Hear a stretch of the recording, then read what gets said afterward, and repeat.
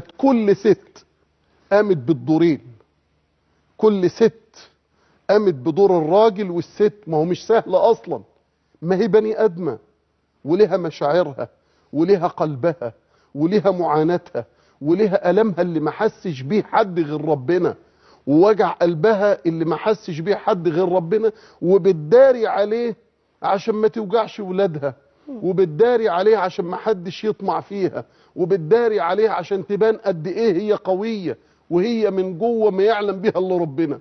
ده ما يضيعش عند ربنا.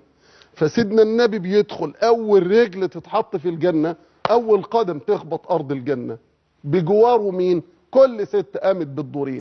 بسم الله الرحمن الرحيم. رب اشرح لي صدري ويسر لي أمري واحلل عقدة من لساني يفقه قولي. رب ادخلني مدخل صدق واخرجني مخرج صدق واجعل لي من لدنك سلطانا نصيرا. اللهم صل وسلم وبارك على سيدنا محمد، صلاة تحل بها عقدي وتفرج بها قربي يا رب العالمين. يا صباح الفل أو مساء الفل والورد والرضا والأنوار على أحلى متابعين في الدنيا. صباحكم سعادة أو مساءكم سعادة ورضا وراحة بال، وكل حاجة بتتمنوها ربنا يحققها لكم يا رب العالمين.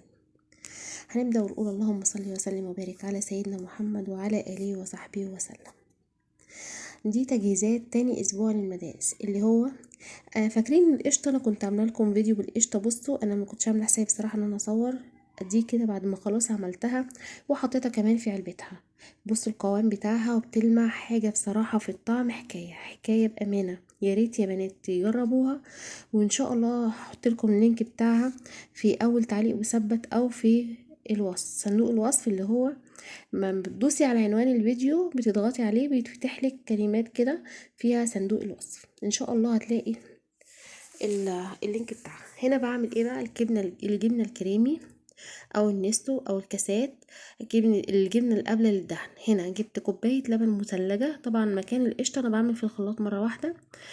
جبت هنا كده ايه ربع معلقه ملح، تمام، على كوبايه لبن مثلجه. طبعا هحطها كده في الخلاط، هضربها وعليها ازازة زيت. تمام تمام. وهنا حطاهم طبعا الزيت، فشلت الفتحة اللي في الخلاط فتحيها وحاطه الزيت زي ما انتم شايفين كده، حبة حبة او خيط او زي ما انت عايزه، المهم ما يتحطش مرة واحدة، ولازم يكون الخلاط شغال. وحطيت عليها نص عصرة ليمونة، تمام، نص عصرة ليمونة على اللبن وهو في الخلاط مع الزيت والملح. طيب هجيب هنا ايه كوباية لبن تانية ودوبت فيها معلقتين نشا زي ما حضراتكم شفتوا، دوبتها كويس قوي قوي، وهطلع بيها هحولها على ايه، هنتقل بيها على النار. تمام. اقلب كويس جدا جدا لحد ما الاقيها خلاص اتمسكت. بصوا هنا القوام بقى عندي عامل ازاي، بوريهولكم. القوام عندي هنا يا دوب اهو. بحط كده بقى ايه اللي هي ال مهلبية متماسكة، هيعمل معايا قوام مهلبية متماسكة، واحط منه معلقة معلقة في الخلاط من الفتحة ديت، او شيلي بقى انتي الفتحة وحطيه. انا ما وريتكوش، مش عارفة المقطع راح فين، ان هو لما اتمسكت بصوا القوام ابتدى يتقل معايا ما شاء الله. بصوا هفضل اضرب فيه لحد ما يديني النتيجة المناسبة. كده خلاص لما تلاقيه تقل وعلم في المعلقة تعرفي ان هو ده القوام المناسب. تمام تمام. بصوا كده قوامها عامل ازاي، واللمعة الطعم حكاية يا بنات، بسم الله ما شاء الله عليها. يا ريت تجربوها، يا ريت تجربوها.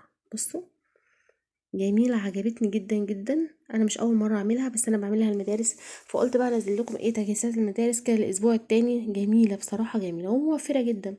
كل حاجة يعني انا ما بشتريش حاجة من بره، كل حاجة بعملها في بيتي وبطلعها لاولادي. بصحى الصبح اطلع العلب من التلاجة واعمل لهم الخير اللي انا عاملاه في بيتي او اللي ربنا رزقني بيه. شايفين؟ ده التوفير بقى، هو ده التوفير. الجبنة بصراحة لا يعلى عليها في الطعم. بس بقى نصيحة مني، مش تخلصيها وتحطيها في التلاجة، لا، سيبيها لحد ما تبرد بره. يا ريت تبيتيها ليلة كاملة. ليه ليلة كاملة؟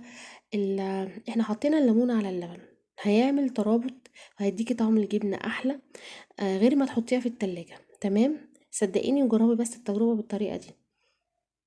تمام. بصوا هنا بوريكم حتى العلامة في المعلقة عاملة ازاي.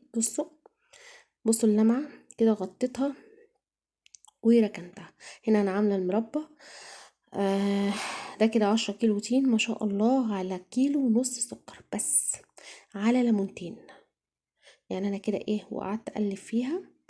ما خدتش كتير على فكرة، سبت لها صوص او سبت لها المية او سبت العسل ده كتير فيها.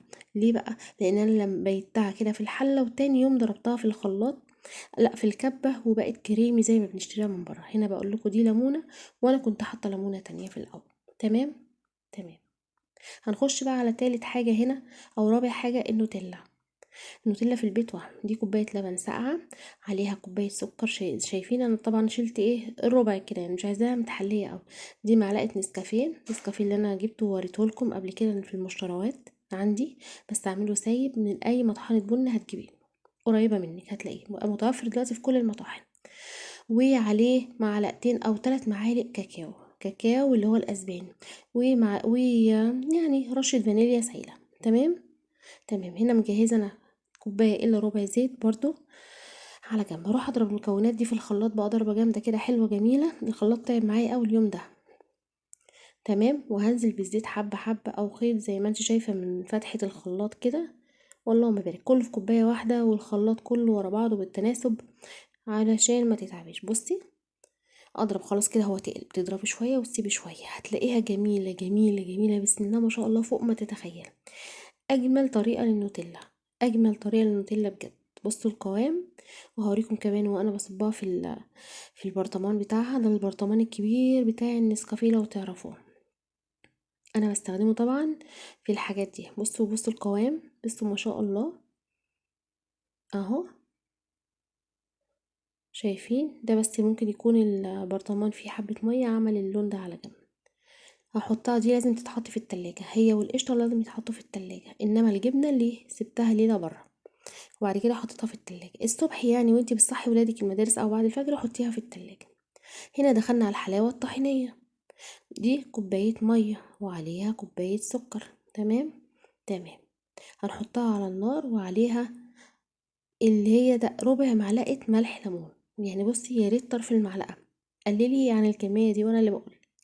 هنحطها على النار تعقد، وبعد ما تعقد مش عارفة فين المقطع راح. لا دي طحينة. دي طحينة، انا عاملة طحينة طبعا في الخلاط وحطيتها هنا. دول قد ايه طحينة؟ كوبايتين طحينة. هنا انا حطيت السكر والليمون والملح الليمون على النار عقد بقى معايا زي العسل التقيل كده. تمام. ضربت هنا ايه، ضربت في المكسرات اللي هو فول سوداني بقى زي ما تحبي، عندك اي حاجه بقى من رمضان مكسرات اضربيها وارميها فيها بس كده، وقلبيها كويس قوي مع الطحينه. هنا انا هسيب العسل ده لحد ما يبرد خالص. بص القوام، واحطه في الخلاط. فضيته كله في الخلاط، مش عارفه ليه المقطع بقى من هنا واقف. وبعد ما خليته في الخلاط حطيته في الخلاط، سبته يتضرب جامد جامد لحد ما اللون فتح معايا بقى جميل كده، فاتح كده زي لون الطحينه بالظبط. بعد كده عملت ايه؟ حطيته على الطحينة بالمكسرات وقلبت فيها جدا، يعني ما تعجنيش بس تقليب بس يتجانسوا مع بعض. بعد ما يتجانسوا مع بعض هتلاقيهم طلعوا بالنتيجة اللي حضرتك هتشوفيها دلوقتي. معلش المقطع وقف مني. تمام يا بنات، اجمل حلاوة ممكن تجربيها، اجمل حلاوة بجد. بسم الله ما شاء الله عليها، رمت معايا كمية وطعم جميل بصراحة، بقى ياكلوها مني حاف. الف هنا وشفا على ولادنا ولادكم، وربنا يطعم كل مشتاق يا رب بالذرية الصالحة. بصوا هنا انا بقلب، وهنا معايا العلبة اللي انا احط فيها فردة فيها سوداني مقشر، وهبتدي ان انا احط حاجة حاجة عليها، معلقة معلقة. ما تحطيش مرة واحدة تلاقي السوداني ساب النص وبقى في الجناب، لا احط حبة حبة وبعدين اعدليها. هنا مقطع معلش بقى مقطع المربى تاني اتعاد. يا ريت بقى ما تنسيش اللي وصل معايا هنا بلايك وكومنت جميل اعرف رايكم في الفيديو ده، حلوه منكم. يا ريت نفسي القناه تكبر بيكم. اليوتيوب عمال يلغي اشتراكات ومشاهدات، ومشاهدات حلوه علينا اول يومين دول. رجاء بقى ما تنسيش دعوه حلوه منكم، ولايك وكومنت وشيروا الفيديو. تمام يا حبايبي، شكرا ليكم ولوقتكم، ما تحرمش منكم ابدا يا احلى متابعين في الدنيا، والسلام عليكم ورحمه الله وبركاته.